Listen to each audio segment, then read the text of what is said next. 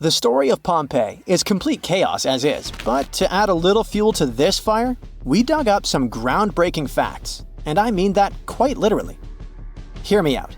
What if it wasn't the scorching sea of lava that destroyed the city of Pompeii, but rather an earthquake that happened during the volcano's eruption? Rewind to over 2,000 years ago. The year is 79 BCE. It was around 1 o'clock in the afternoon when Mount Vesuvius decided to erupt. Pompeians were going on with their normal daily routines when lava started taking over. The flow of lava was so quick that most people didn't have anywhere to run. The disaster took the lives of around 2,000 people. The lava covered most of the city, which then turned everything to ashes. Pompeii was only discovered during the 16th century of our Common Era, when an architect commended a dig to divert a river. It's a very well-studied site nowadays, but something unusual recently caught the researchers' attention. Scientists were excavating a site called the House of Painters at work. They were examining a couple of skeletons when they saw something weird. The skeletons probably belonged to two men around the age of 50. The analysis showed these men had survived the first surge of lava in the city, but they didn't make it out due to this second unexpected part, the earthquake. The men probably took shelter at the House of Painters at work, but the walls crumbled down when the earthquake hit.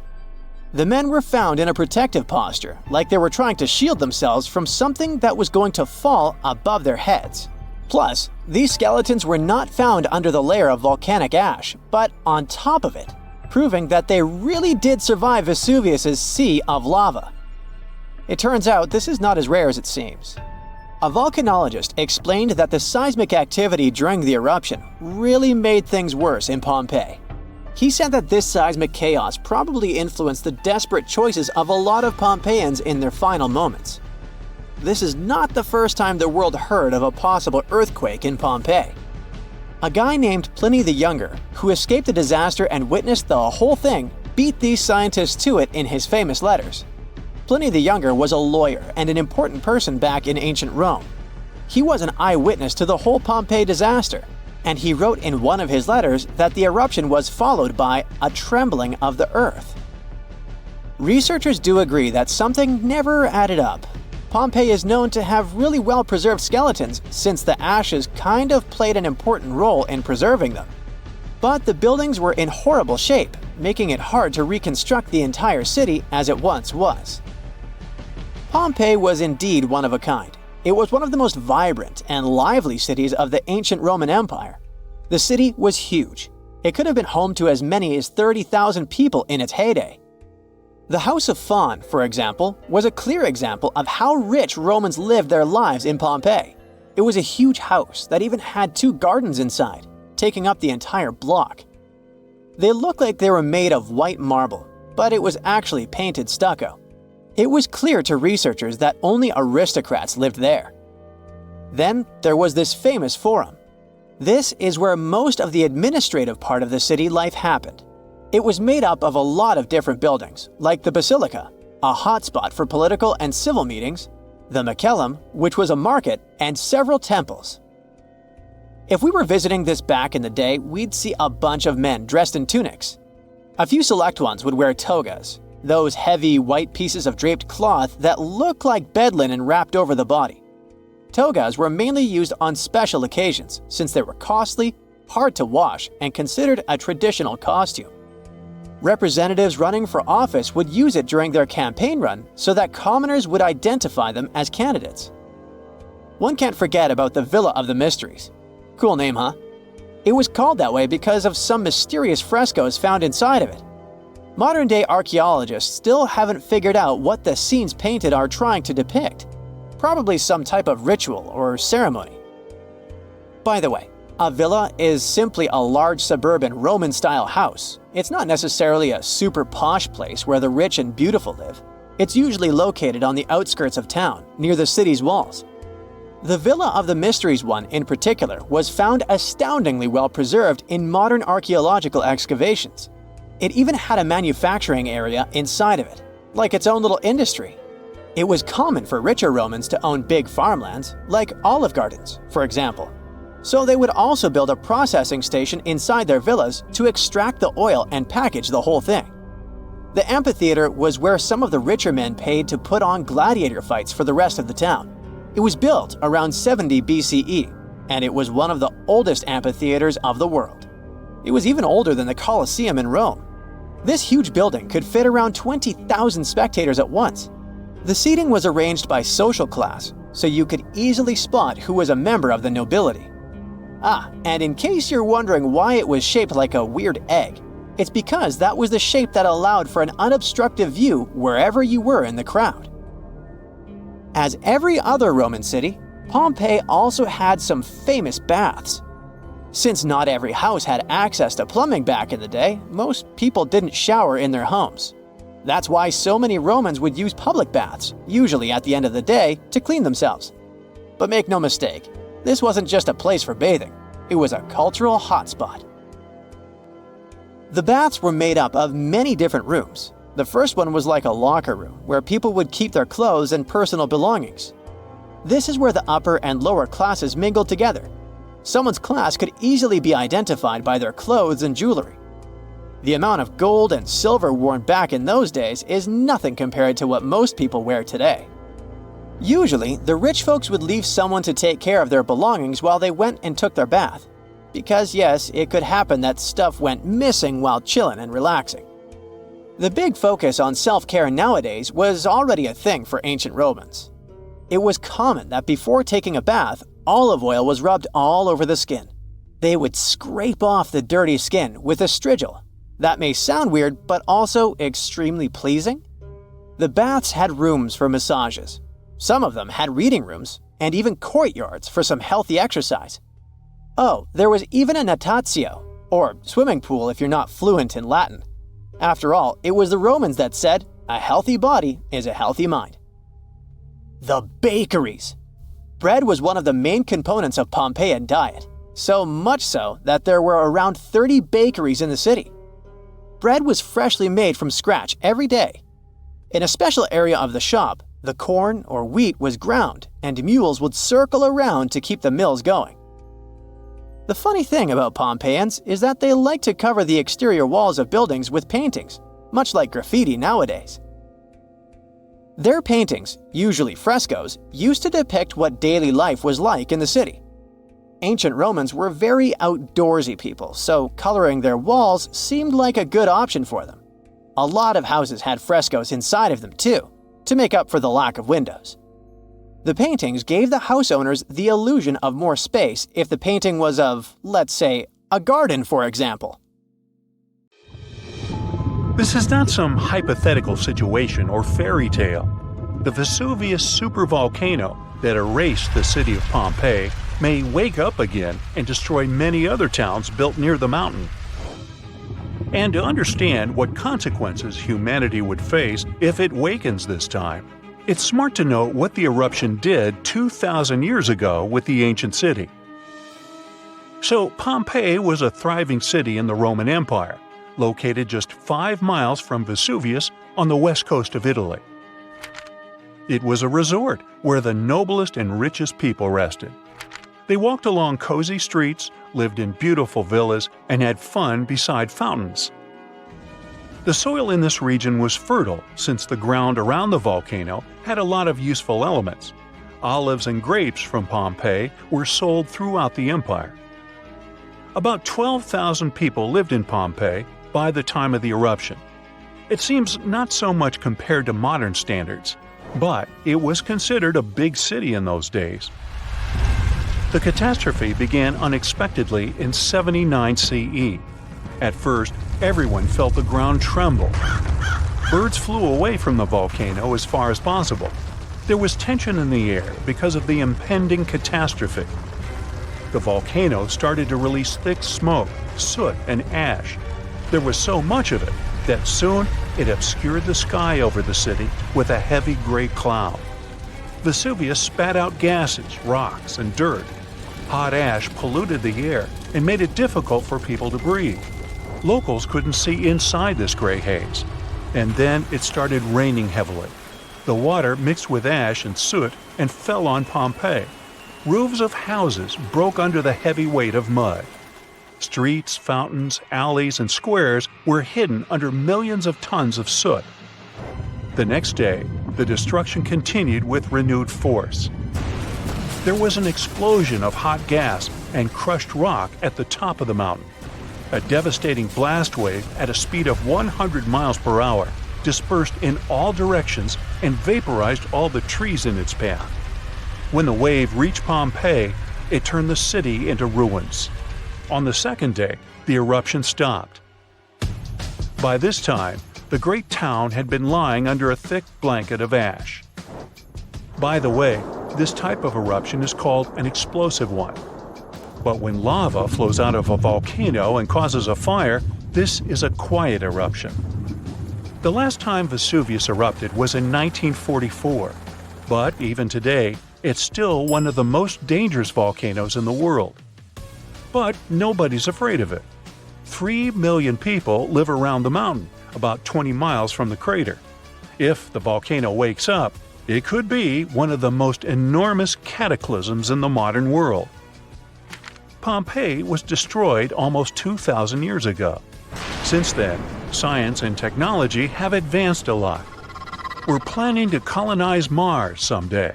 We've created a metaverse, but so far, we're still powerless before the forces of nature. An erupting supervolcano can destroy nature around it and cause technogenic catastrophes in big cities. The phone lines would be overloaded and people wouldn't be able to call their loved ones or the rescue services. There would be big traffic jams on the roads. Panic would spread throughout the streets. Fires would start because of falling hot soot. All flights would be canceled, and locals would have to hide in airports, supermarkets, and the subway. A large gray cloud would obscure the sun and make the air hot. The only thing that can help us in such a situation is a preliminary warning about the upcoming eruption and good preparation. So if the disaster starts while walking on the streets, you should take shelter in a car or building. It's better to buy a dust mask in advance that allows you to breathe freely. If there's no mask, cover your nose and mouth with any cloth. If you stay at home, close all doors and windows so volcanic ash can't get into your apartment or home. These incandescent particles can easily set fire to a carpet or curtains. Put wet towels under the door sills. If you need to go outside for some reason, wear a suit covering your body completely. Don't forget about the protection for your eyes. Put on special glasses that have a dust-proof function, and remember about the mask. If you have a house, you need to disconnect the downpipes from the gutters to avoid clogging the drains. If your house has a rainwater collection system, you need to disconnect the pipes from the tank. Rain with ashes is a hot, dense mess that can easily break the water supply system. Fill the tub and sink to have water for washing and cleaning in case the central water supply is turned off. Set the lowest temperature on the fridge and freezer. Your food will be stored much longer if electricity is shut down in the city. Go to a room without windows above ground level and wait for a message from authorities on the radio or TV. Keep the receiver close to you so you don't miss anything important. The device must have a full charge, a strong body, and a powerful antenna. Here's an excellent option for survival in the ash apocalypse.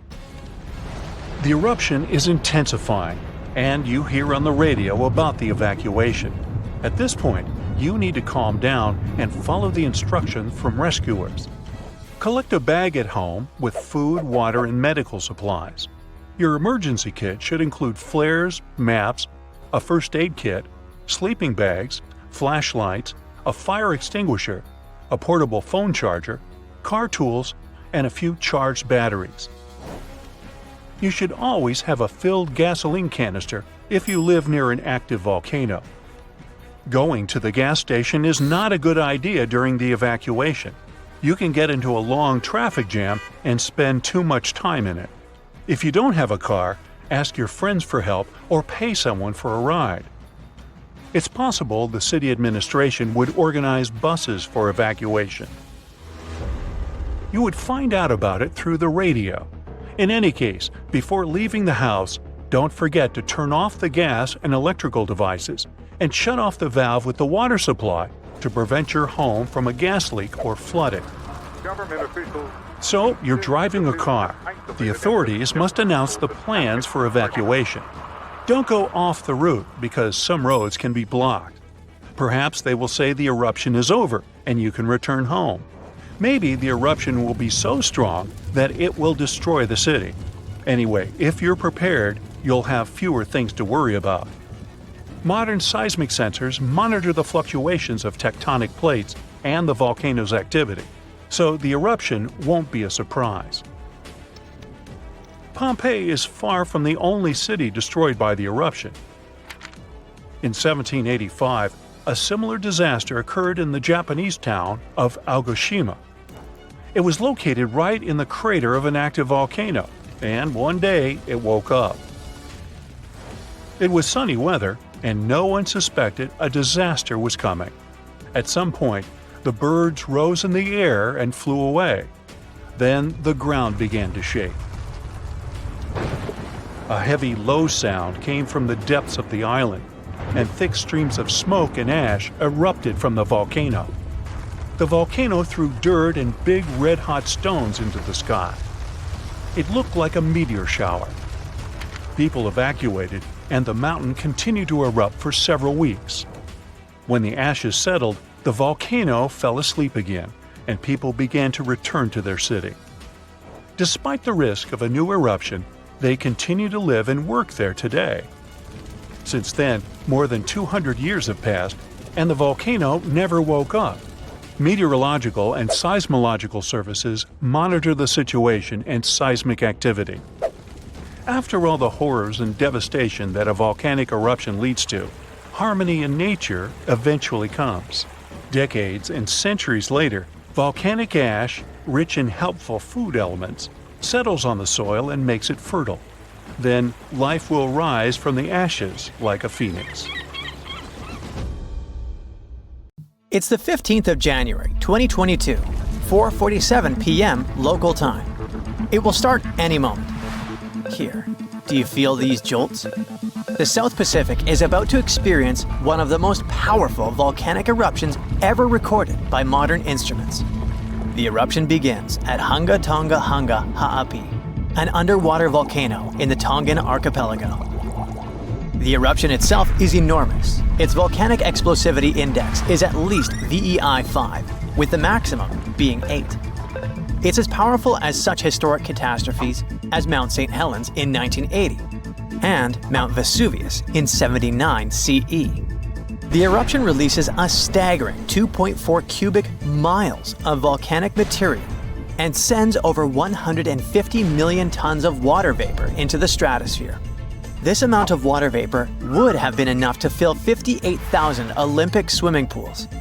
Additionally, the eruption generates the fastest underwater currents ever recorded and triggers large tsunamis that struck areas as far as Peru, more than 6,200 miles away from the volcano.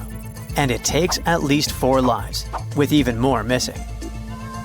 But the craziest thing is that just before the eruption, 15 minutes ahead of time, there was a kind of warning. But as it often happens, people simply missed them. 2 seismic stations, about 466 miles away from the volcano, which is pretty far for this kind of thing, picked it up. They figured out it was a Rayleigh wave, which is a type of seismic wave that moves along Earth's surface. This wave was caused by a fracture in the ocean floor, where magma and seawater started to interact under a lot of pressure. That's likely what triggered the eruption. The crazy thing is that normally, volcanic seismic signals are pretty small and can only be detected close to the volcano. But this Rayleigh wave traveled way farther than usual and was much stronger. It means there had to be a massive amount of movement going on beneath the surface before the eruption. While people on the ground didn't feel it, those distant sensors picked it up. And this discovery is great for identifying volcanic threats earlier in the future and for improving early warning systems. If scientists can detect these seismic precursors, they could give a heads up before an eruption happens. That would give people time to evacuate and reduce the chances of injuries or property damage, especially for underwater volcanoes like this one, which can also trigger fatal tsunamis. Now, the eruption was big, but its impact was mostly contained. However, this discovery underlines how important seismic data is for predicting and preparing for these disasters. Even though this precursor wasn't used to issue a warning during this eruption, the idea that we could use this kind of information in real time during future eruptions is really promising, especially for underwater eruptions, which apparently might give us more warning time than we thought. Even though we wouldn't have been able to hear that precursor warning signal, there is a sound so loud it could actually finish you. And while such sounds are incredibly rare, the loudest noise ever recorded was indeed fatal to those who were close enough. On 27 August 1883, the eruption of the Krakatoa volcano in Indonesia created the loudest noise ever measured. It's thought to have been an astonishing 310 decibels at the source. To put this in perspective, a hand drill produces the sound of 98 decibels. The noise produced by a jet engine measures 140 decibels. And the sound of 180 decibels is capable of destroying your hearing tissue. So, the sound Krakatoa produced reached more than 170 decibels at a distance of 100 miles. And sailors aboard a ship just 40 miles from the eruption had their eardrums burst from the sound. The explosion's reverberation was so powerful that it was heard 3,000 miles away. In fact, at a farm in Alice Springs, Australia, over 2,200 miles away, sheep farmers reported hearing what they thought were gunshots. The sound from Krakatoa traveled around the world multiple times. Although no one heard the explosion beyond 3,000 miles, spikes of atmospheric pressure were recorded in places as far away as Canada and England. Those must have been the sound waves produced by the eruption traveling around the globe. Sound above 150 decibels can potentially cause life-threatening harm. In particular, sounds between 170 and 200 decibels can result in lethal conditions, including burst lungs. Anything over 240 decibels could cause fatal injuries, and you don't even want to know what those are. I'll just say that those sometimes happen to cartoon characters, but rarely to people. The scientific explanation behind this is that sound is essentially a wave of pressure, which can travel through both solids and liquids. And, in the case of an incredibly loud sound, pass right through the human body. If the pressure from such a sound is high enough, it can rupture eardrums and internal organs, causing significant and often fatal damage. Now, you probably know how volcanoes sometimes have small earthquakes before they erupt. Well, they often produce this weird sound called a harmonic tremor. The sound kind of hums, and the frequency of the hum gets higher and higher until it suddenly stops just before the volcano erupts. The sound has been recorded at a bunch of volcanoes around the world. But the thing about Redoubt Volcano in Alaska is that its tremor is so intense, people can actually hear it. It's like the volcano is letting out this crazy scream right before the eruption. According to a geophysicist at the University of Washington, the frequency of Redoubt's harmonic tremor is so high that it is barely perceptible as a low bass hum, and that's at its highest pitch. All because the pitch of Redoubt's tremor exceeds that of any other recorded volcano. It questions the limits of the existing models used to explain these phenomena. That's why researchers had to propose a new model to account for these unusually high-pitched tremors. Most volcanoes produce sound when magma bubbles vibrate as they rise through cracks in Earth's crust. But in the case of Redoubt, scientists believe that the harmonic tremor and associated earthquakes occur when magma is forced through a narrow opening under immense pressure. The thick magma sticks to the rock surface inside the conduit, a channel or a pipe that carries magma from a reservoir or chamber to the vent. As the pressure builds, the magma moves upward. This makes it stick again until the pressure forces it to move once more. These sudden movements cause small earthquakes, which, as the pressure increases, occur more rapidly and blend into a continuous rising noise. So it's actually the rocks making the sounds. This new model is important because it could help scientists better understand the eruptive cycles of volcanoes like Redoubt. It could also serve as a limited early warning system. By the time Redoubt began to scream like this, the volcano had already been erupting for a few days. So the tremor might only provide a few minutes or hours of warning before the next explosion. The harmonic tremor at Redoubt reaches an extremely high frequency, then falls eerily silent before the volcano erupts again. This pause occurs when the earthquake activity slows down and the two sides of the fault slip smoothly against one another. Maybe that's when even earthquakes can't keep up anymore. The new model may also apply to other volcanoes, such as the Soufriere Hills volcano on the Caribbean island of Montserrat. The research team is now planning to investigate why the pressure at Redoubt is concentrated in one specific spot. To move ahead in their research, the scientists have created 2 recordings of Redoubt's seismic activity.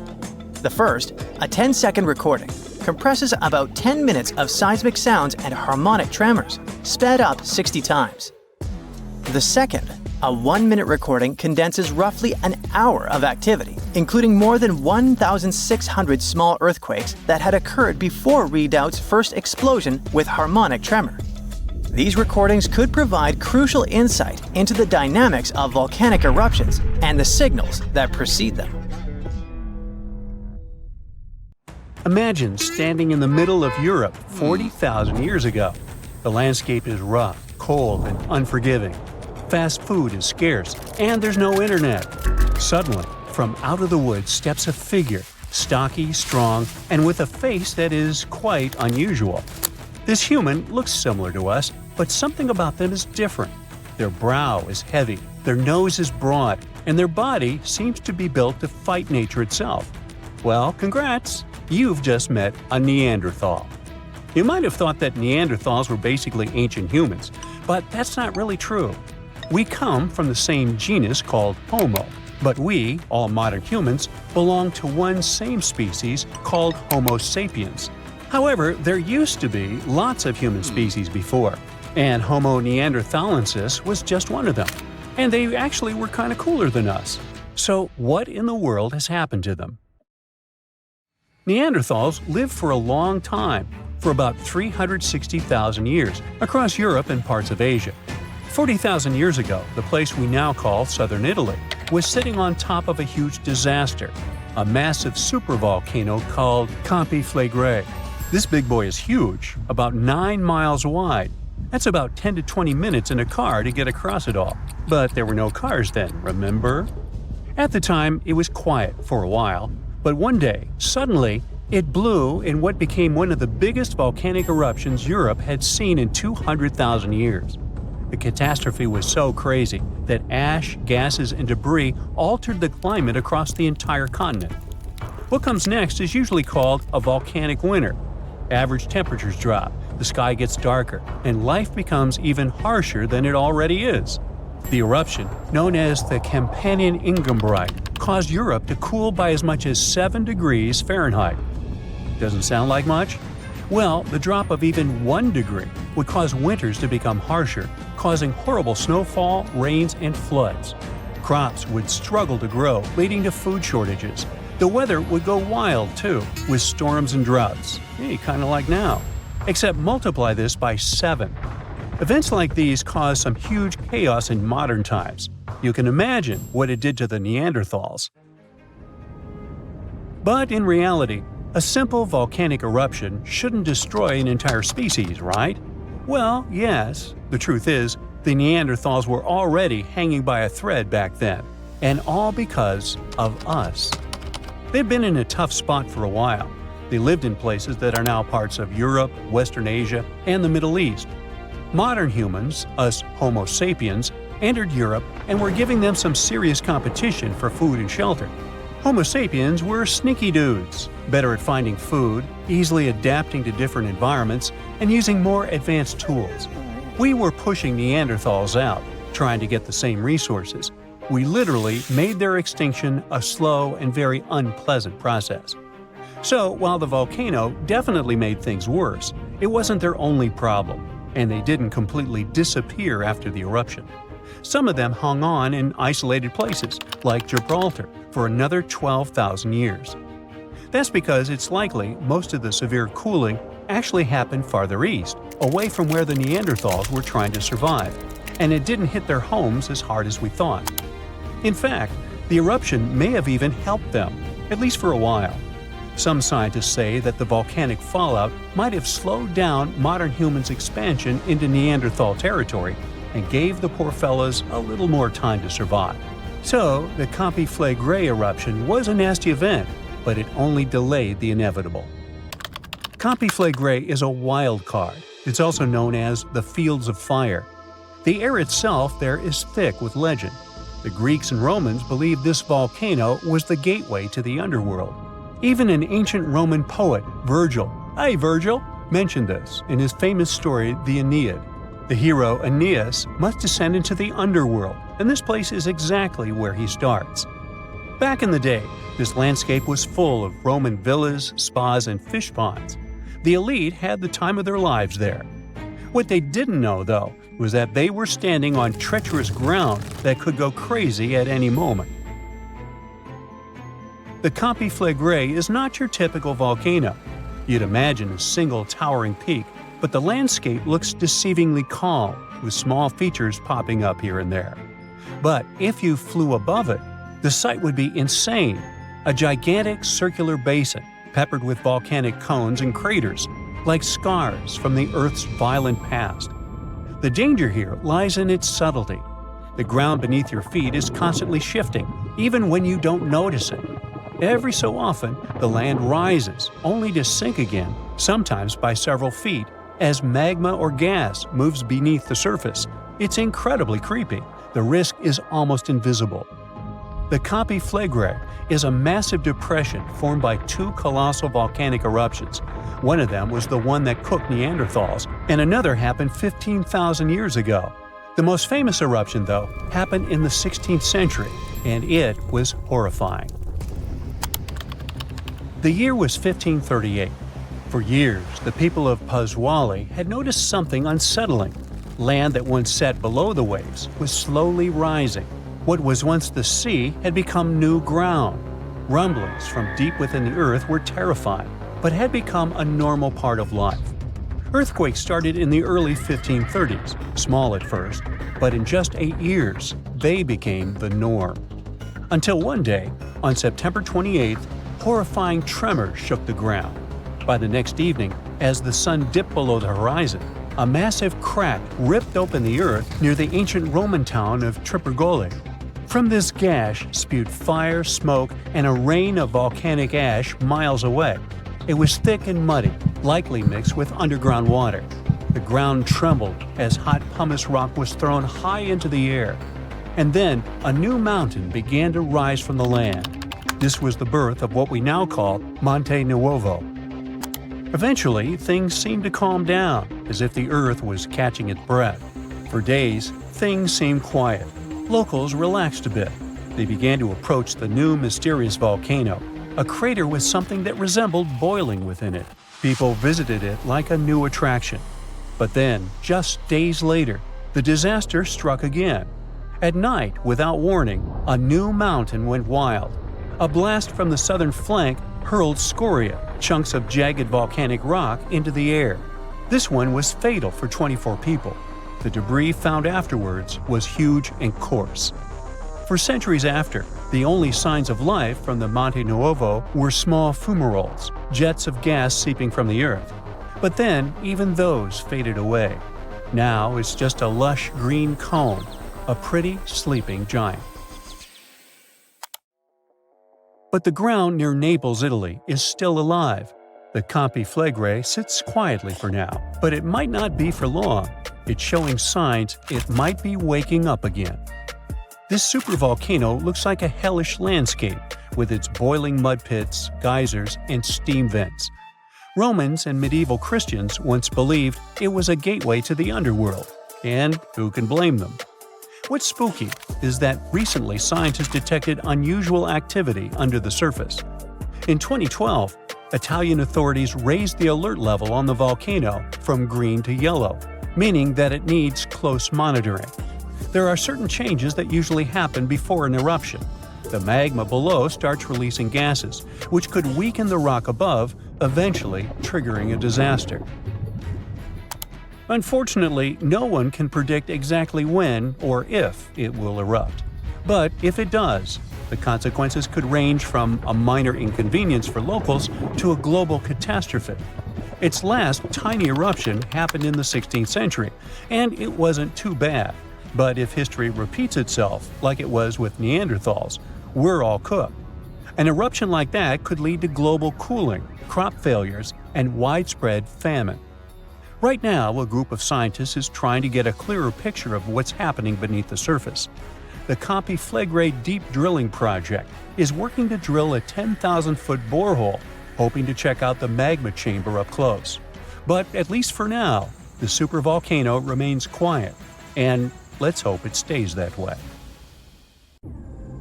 Seen a good horror movie lately? If you're a fan of those, then you can appreciate a good plot. But what if I told you that Mother Nature is the best scriptwriter ever? Ancient disasters were scarier than any horror movie today.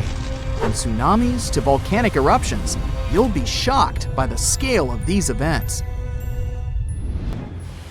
One natural disaster you definitely don't want to experience is a tsunami.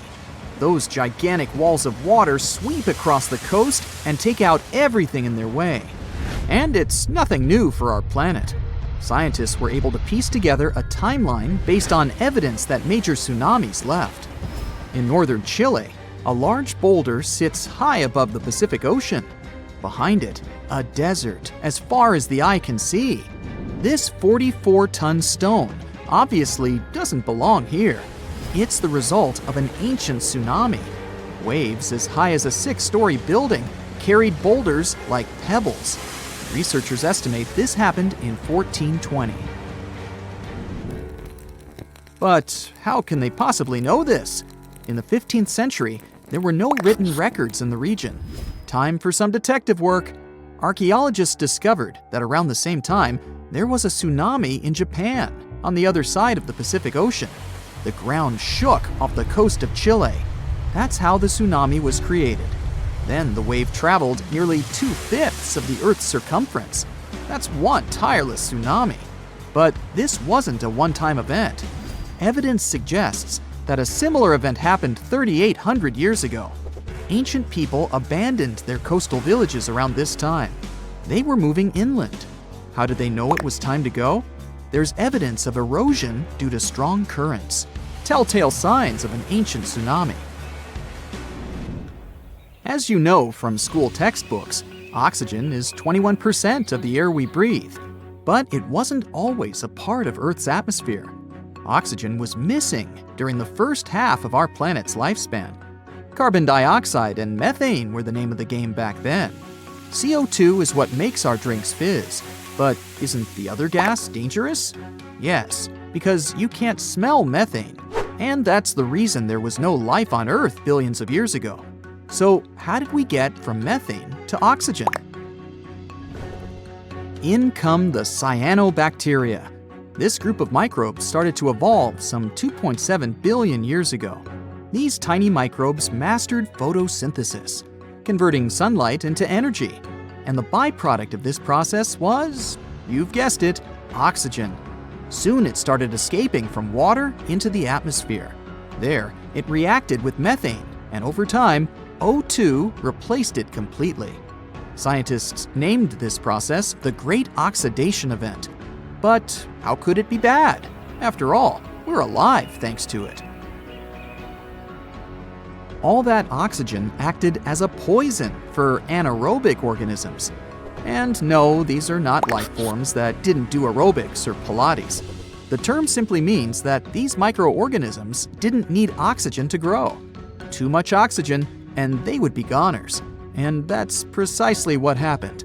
Scientists spoke of an oxygen overshoot that changed Earth's atmosphere for good. The disappearance of most anaerobic organisms was an early example of an extinction event. They didn't like the atmosphere at the time and decided to step down.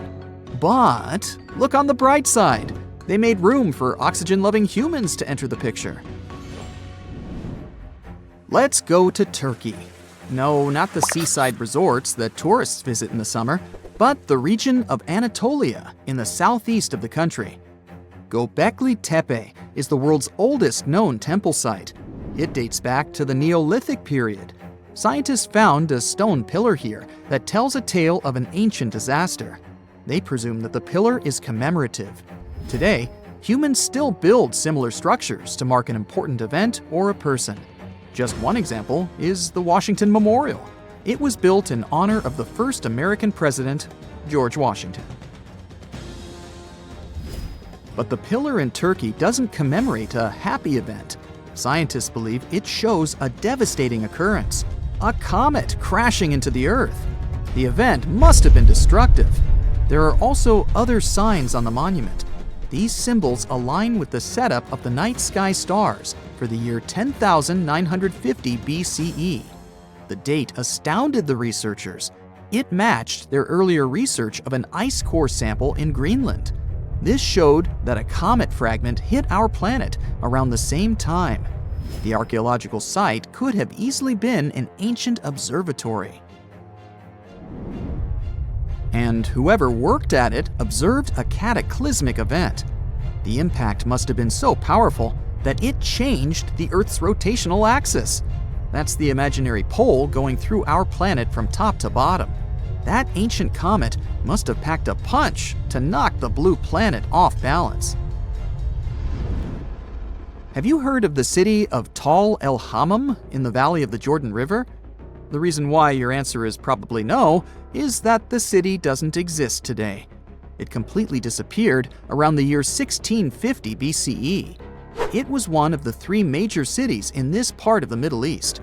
Together, these three cities had a population bigger than Palm Springs today. At the time, Tal El Hammam was a metropolis. It even had high-rises, 5-story buildings constructed using mud bricks. But archaeologists found strange markings on them. The bricks melted as they were exposed to high temperatures. Yes, sound the fire alarm.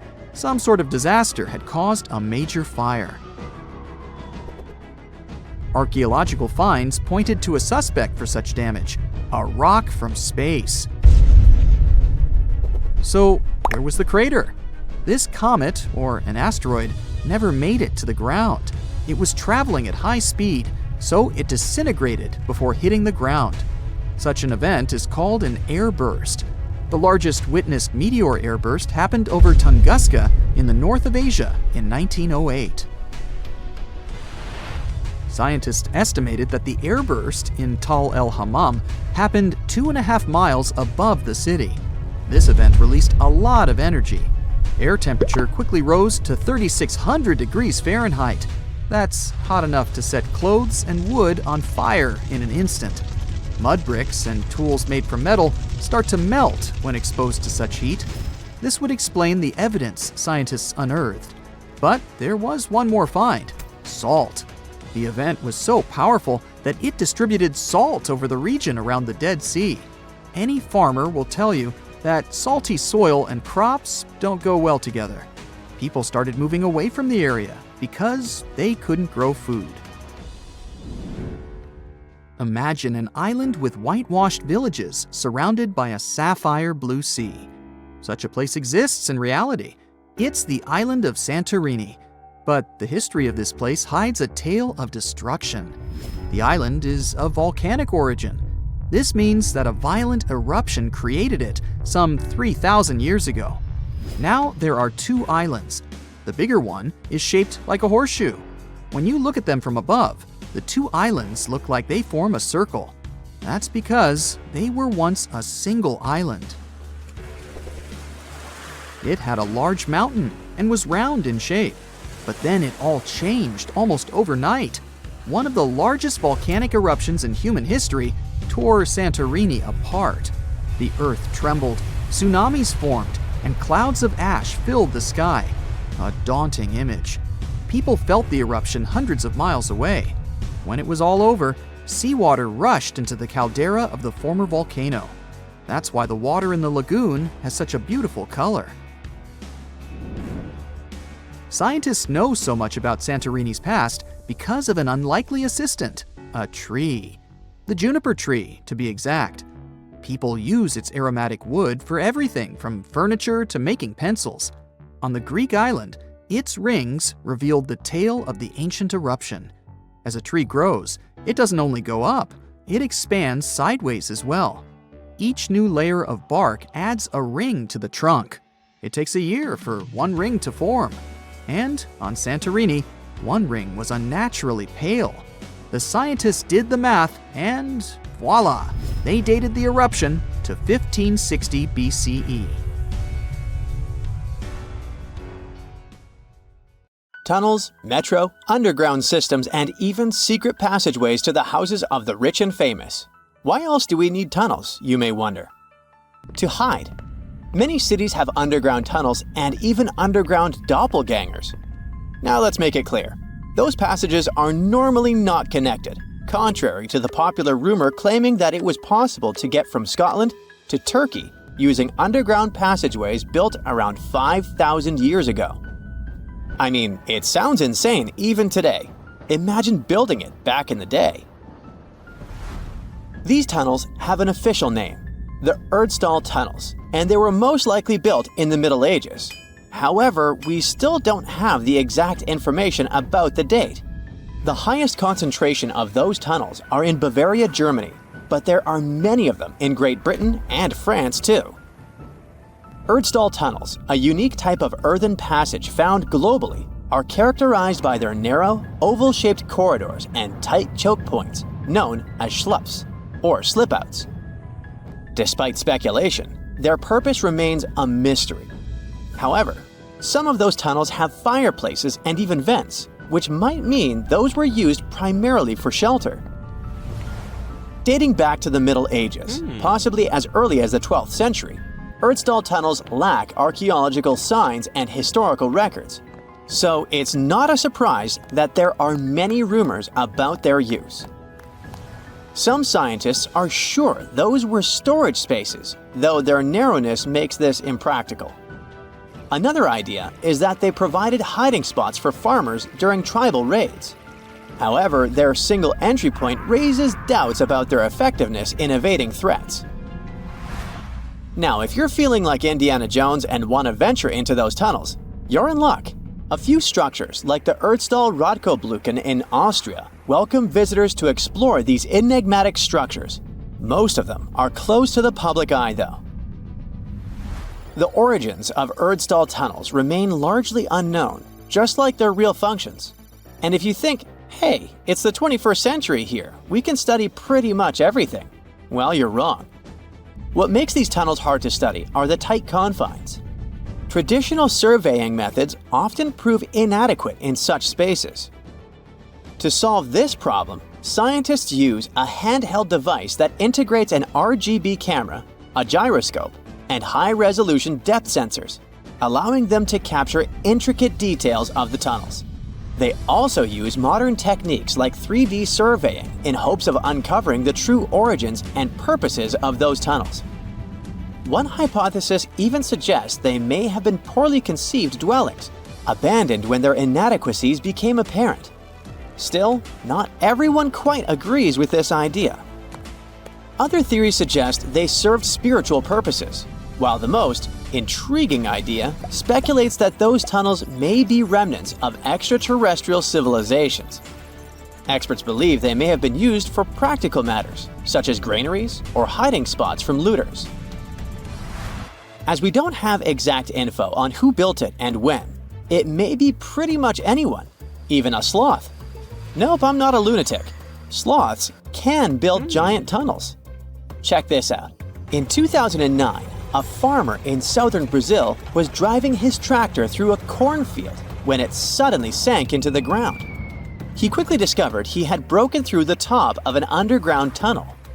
When researchers came to investigate, they found a tunnel around 6.5 feet high and the same 6.5 feet wide, extending about 50 feet long, right beneath the farmer's house. When they looked closer, they instantly saw deep claw marks on the walls. That was the proof the tunnel wasn't human-made.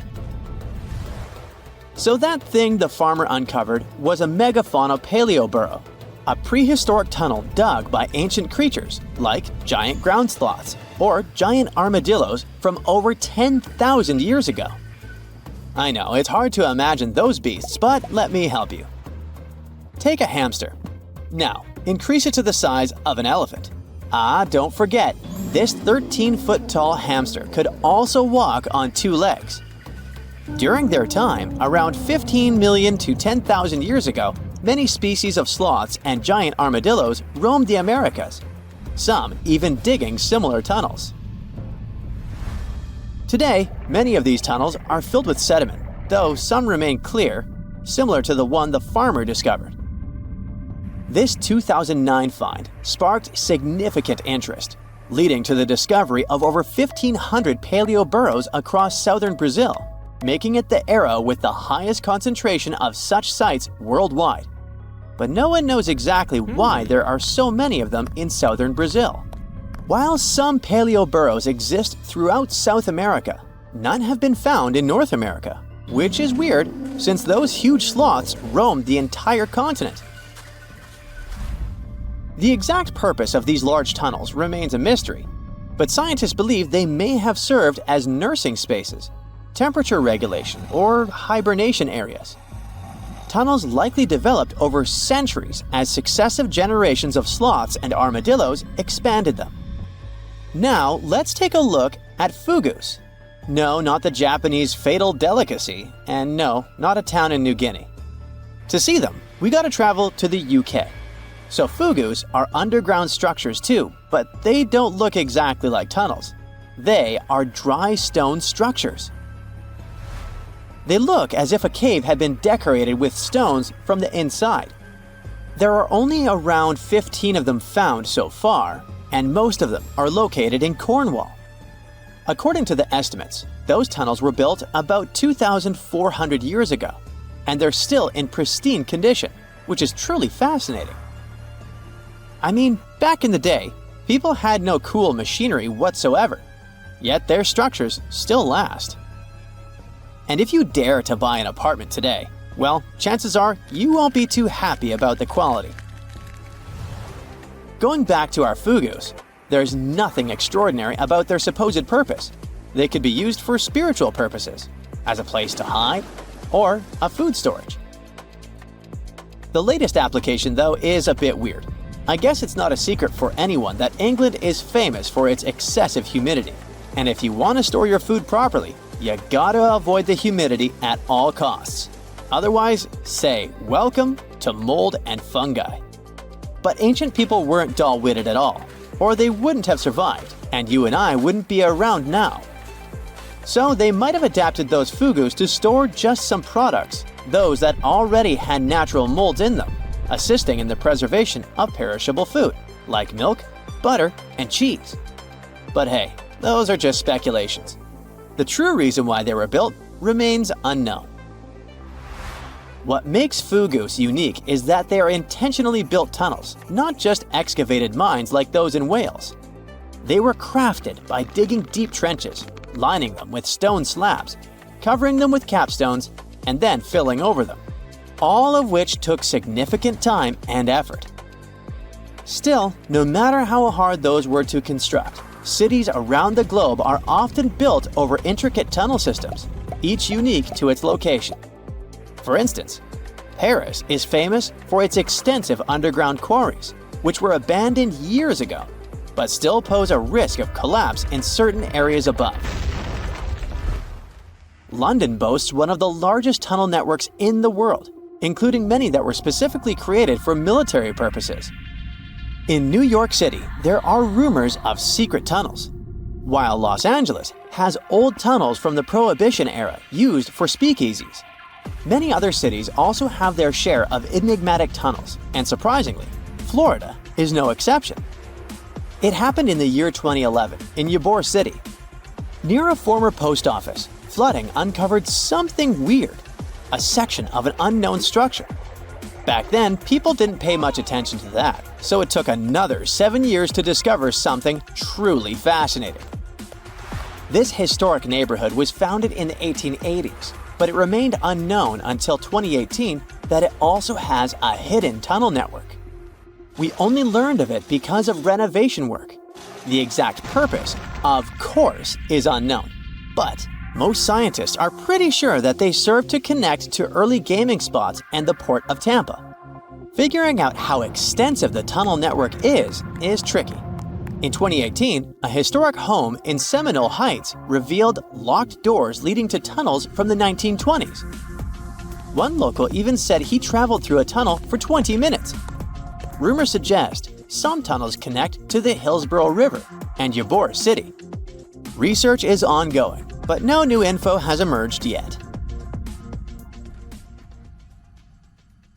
It's strange if you think about it. There are old Roman buildings that have lasted for thousands of years, while our newer buildings seem to fall apart. How did the Romans manage to create such strong buildings? A lot of them with complicated designs, too. Recent research has shown that the Romans used a type of concrete that has an extra layer of protection against the elements. It can even fix itself when it gets wet. This discovery not only explains why these buildings have lasted for thousands of years, but it can also help us make cement in a way that's more natural and resistant. A recent study shows that Romans used volcanic ash in their concrete mix to make it stronger, especially when it was near the ocean, where the air is naturally more humid and could naturally cause more damage. These days, we make concrete out of sand, rocks, water, and a special kind of cement called Portland cement. This cement itself is made by cooking limestone, clay, and other substances in very hot ovens that reach over 1400 degrees Fahrenheit. Sure, it creates a well-blended mixture, but it cracks easily, and sometimes it only lasts a few decades. There's one more interesting feature of this amazing Roman concrete. It has small white bits of calcium called lime clasts that stay inside the concrete and do not disappear over time. At first, it may not seem that attractive because it's not as smooth as the concrete we use today. And for many years, specialists used to think that having small pieces of lime in concrete was a bad thing because they thought it made buildings less resistant. But researchers found out that these tiny pieces actually help the concrete fix itself. I wish I could fix myself that easily. They discovered that when the concrete got cracks, it seemed to magically fill them with a substance called calcium carbonate, found in the lime clasts. The Romans made their concrete by mixing sand, volcanic ash, and burned limestone together and adding water. This is called hot mixing. When the water and lime mix together, they have a chemical reaction that makes the mixture get very hot, up to 200 degrees Fahrenheit. This also causes those tiny pieces of lime to form. Now, this concrete can get cracks, and when water, rain, or seawater gets in, it makes the calcium in the concrete dissolve. The calcium then sticks to the cracks and makes them close up, kind of like a scab. Of course, researchers had to test this method, and they made concrete as the Romans did.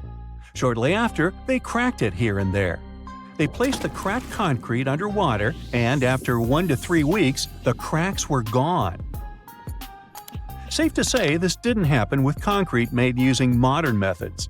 Now, the Romans didn't know the science behind making their concrete strong, but they found a good recipe by trying different things over a long time period.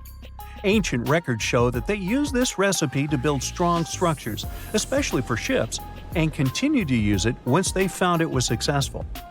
Now, not all Roman buildings made it to the 21st century in perfect condition. The Colosseum, for instance, one of the most famous Roman constructions in the world, used to be nearly twice as large as it is today. It sustained a lot of damage throughout the ages, reaching the form we've come to know today. Let's not forget, it's a pretty old building to begin with. Its construction started in the year 70 under Roman ruler Vespasian, who later started making motor scooters named after him. You know, Vespa? Nah, I made that up. Anyway, ever since it first opened, the Colosseum was home to a lot of activities and shows, featuring fearless gladiators and a large display of exotic animals, who got to mingle and did lunch together. Unfortunately, it all went downhill in 217, when a fire struck the upper parapets and much of the building's interiors. It took a whole century to finish up the repairs for the damages. Sadly, the initial shape of the Colosseum would be gone forever. A strong earthquake followed, and that didn't help either. This one took place in southern Italy in 443. At this point, a considerable portion of the Colosseum's outer ring was damaged. Soon enough, when locals encountered hardship, they had to rely on selling chunks of limestone from the ancient Colosseum to go by. Another earthquake came in 1349, which gave the Colosseum its most devastating blow. It's when the south side of the building collapsed completely. That's when it started to look more like the building we can see today in the Italian capital. It's not all bad, though. Some pieces of stone that were shaken off the Colosseum were used to rebuild other famous landmarks in Rome. So, if we think about it, the missing part of the Colosseum isn't missing at all. It's just been recycled all around the city. One building that features pieces of old stone Colosseum is called Palazzo Venezia, and it's a local museum. Now, speaking of weird buildings, you've probably seen this one, as it's one of the most photographed spots in the world. You can see online photos of people leaning on it, or ones that make the building look like an ice cream scoop. This famous Italian landmark is called, you tell me. Yep, the Tower of Pisa, and it looks like it's seconds away from collapsing to the ground. Now, should you ever want to visit, you'll need to head over to this Italian city with the same name, Pisa, near the Square of Miracles. Now, weirdly enough, this building is more famous for its awkward incline rather than for its history or purpose. Back in 1178, when the construction of the tower was still not completed, people realized that the building was starting to lean over, and that was before they had reached its third floor. They soon figured out it had nothing to do with the building plans or the materials they used.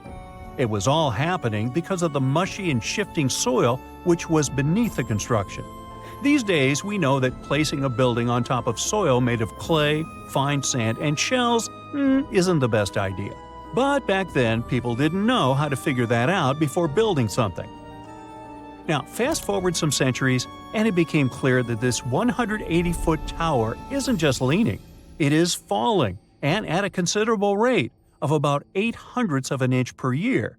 Well, that may not sound like a lot, but multiply that by hundreds of years and, well, just look at the pictures and you'll understand. This leaning tower is more than 16 feet off its axis in the present day. So how come it hasn't fallen over altogether? Well, because of physics mostly. Its center of gravity continues to be located within the base of the structure, so it's pretty grounded. It's also been continuously watched over by local authorities to make sure they protect this unique building for as long as possible. The Pantheon is another great example of the way Romans understood architecture. It's also located in Rome and was initially built as a temple. The construction itself was made from concrete with different thicknesses and has an interesting shape too. Back in the day, Romans believed the Earth was like a disc, which was covered by a dome-shaped sky. So they modeled the Pantheon sticking to this idea. Light comes into the temple through a hole in the dome, shining down on the floors and walls, showing the movement of the sun. It's also one of the best preserved ancient Roman buildings. It's no wonder many other buildings have been made to look like it. In the U.S. alone, the U.S. Capitol, the Jefferson Memorial, and the National Gallery in Washington, D.C. are all said to be modeled after this ancient construction. The famous painter Michelangelo was so impressed by this building that he believed some unnatural force must have helped in its construction. The place where it stands is also very special because of the story behind it. Legend has it that the founder of Rome, Romulus, was lifted to the ancient Roman higher spirits on the wings of an eagle from this exact location. Apparently, it was a talon show. Get it? Talons? Eagles? Okay, gotta go. You're an adventurer looking for a golden hourglass hidden in the jungle of an exotic country. Finally, you find the artifact. Someone starts shouting as soon as you grab it. "Stop! This is the police! Hands up!" You look around and see two officers. You turn the hourglass over and fall into a suddenly formed portal that takes you through space and time. "Hey you, stranger, don't move! What are you doing in our temple?" You look around and see two guys with swords. They're the police of ancient Babylon. The vast kingdom in Mesopotamia was the first in history to invent a list of laws and punishments for their violation. The list of these laws was called the Code of Hammurabi and contained 282 laws. They were carved on stone pillars around the 10th century BCE. The laws had rules about the family and behavior in society, and generally were similar to the laws of modern civilizations. The authorities of Babylon created special police squads consisting of locals. Their goal was to monitor public order and ensure no one broke the law. Some records of the squad's work have survived to this day. They talk about how the ancient police stopped noisy feasts, monitored tax payments, and searched for thieves and looters. In general, their routine was similar to the routine of modern police. They guarded temples and made sure that nothing was taken from them. You're now in their temple, holding the golden hourglass. The sand pours down, and you teleport to another place. It's the 14th century. You're in Nigeria, on a hot plain under the scorching sun. You hear someone approaching you from behind. Stop! Don't move! Your fate will be decided at the meeting. Two Okonko guards, members of the Igbo ethnic group, walk to you holding spears. Okonko consisted of rich and poor people, young and old. They were the judges of justice and ensured that no one violated the laws. Each village had its own Okonko squad. They severely punished those who cheated or harmed other people. Okonko also solved land disputes. Before passing a verdict or sentence, Okonko discussed it at public meetings. You haven't broken their law, but you're a stranger in their village, so they want to grab you. Fortunately, the hourglass transports you out of there. Now you're inside a temple in ancient Egypt. You hear barking dogs, screaming monkeys, and human voices. Who are you? You turn around and see the Magi, the police of the Middle Kingdom of ancient Egypt. These experienced guys with swords patrol the streets with dogs and even monkeys. They were residents of the neighboring kingdom of Nubia. Still, as the territory of Egypt expanded, they offered their services as the guardians of order. During the New Kingdom, the temple priests of Egypt performed police functions. They protected temples and caught looters and thieves. If someone stole something from a temple, temple priests arrested the thief and conducted their own investigation. They won't investigate anything this time as you disappear and continue your journey. You're in a hot jungle now. You can see large stone buildings through bushes and trees and hear a flowing river and people's voices. You're next to a large agricultural area. It looks like a modern civilization in a tropical forest. But this is the 15th century, and you're in the Incan Empire on the South American coast. Police officers are called tokrikokes here, which means the one who sees everything. Two tokrikokes pass by you and don't tell you anything. The Incan Empire had a developed legal system, and no one could arrest you just like that. The one who accused another person of violating the law had to be above the rank of the accused. Therefore, tokrikokes were the most senior people in cities. They kept order and also conducted a population census. Their duties also included the distribution of land and the construction of roads and bridges. They held all court proceedings publicly and punished those who committed serious violations. But for petty hooliganism, people were just subjected to public censure. Here, you feel safe thanks to the harsh but fair laws. But the hourglass is restless and takes you to ancient Greece. And to be honest, you're out of luck because the Cryptia of Sparta is in charge here. These tough guys got trained in duels from an early age and developed incredible strength and endurance. Yeah, everything is as we've seen it in the movies. The Cryptia means hidden. This police force always acted cautiously and quietly to deliver a crushing blow. They didn't have armors or big swords. They were wearing light clothes and had sharp knives. The Cryptia kept order and made sure farmers paid taxes and shared their harvest. Also, the Cryptia suppressed any rebellions among people. Unlike the people in other countries, the Cryptia worked at night and rested during the day. Well, it's daytime, so no one will arrest you. But if it were night, you would hardly be able to escape from the Spartan police. You teleport to ancient Judea, where a fair judicial system was highly valued. Each city had its judge and 2 trained soldiers under their command. They were called Judean shotarim. These fighters were excellent at archery and sword fights. Their duties included checking and setting market prices and resolving private property and public safety issues. Dogs in every house should be chained. There should be no pits on the street, and the sale of knives and swords should be strictly regulated. Any violation of the law was investigated and dealt with in court. The locals really appreciated this order and paid for it as taxpayers. Now the Golden Hourglass takes you to 15th century West Africa. You're in the Songhai Empire. This was one of the largest countries in West Africa with first-class police called the Kadi. Serious violations were punished cruelly, so people were afraid to break the law. The Kadi were government officials appointed by the king.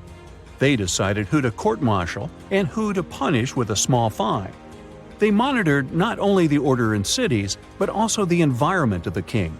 If someone wanted to commit treason or overthrow the ruler, the Kadi found out about it and neutralized the threat. Now you find yourself in a very hot place, but not because the sun is scorching, but because there are flames everywhere. The building you're in is on fire, and you don't know what to do. At that moment, 2 guys run inside and pull you out. They just saved your life. Meet the Vigiles, the police of the Roman Empire. More precisely, they were firefighters. In 21 BCE, the Roman emperor ordered his subjects to extinguish fires in the homes of the nobility and ordinary poor people. For this, the emperor received praise and decided to create the first public fire service in Rome. The Vigiles patrolled the streets and extinguished fires caused by hot weather or hooligans. Soon, the Vigiles began to keep order and catch robbers. They wore light armor and had whips and staffs. You don't have time to thank them for saving your life because the hourglass takes you to another era. The Mauryan Empire, which lasted from 321 to 185 BCE, was the first empire of ancient India. You don't have time to do anything as 2 big guys grab you and blindfold you with a rag. They're taking you to interrogation. Every city in this state had a police chief and his team called Gops. They did all the police work and spied for the emperor. They looked for other spies, registered new visitors, and followed them. They patrolled the streets, kept order, and knew everything happening in the cities. They're going to put you in a cage, but you disappear right from their hands. You've finally returned to the 21st century. There's no more sand in the top part of the hourglass. So you ponder committing a small robbery to see how modern-day police will respond. But then the hourglass reappears and drops you into prison so you can get a close-up view.